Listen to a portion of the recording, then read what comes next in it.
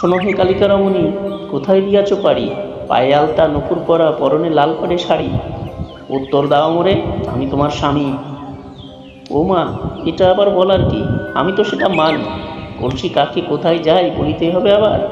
এমন করিয়া ডাকলে মোরে, চোখ পড়িবে সবার। নীড়ে বসিয়া অপেক্ষা করো, জল আনিতে যায়। শূন্য কুটিরে একলা বসিয়া সুখ খুঁজে কি পায়? কালিকা তুমি আর কিছুক্ষণ থাকো, সন্ধ্যা নামিলে একলা পথে যাইতে পারবো না গো। তবে আমিও যাই তব সাথে, দাও কলসি, দাও মোর হাতে। ওমা, শরমের মাথাকে তুমি চাইবে আমার সাথে? তব হাতখানি দাও, হাঁটিব আমি ধরিয়া। ছিচি, এবার আমি শরমে চাইব মরিয়া।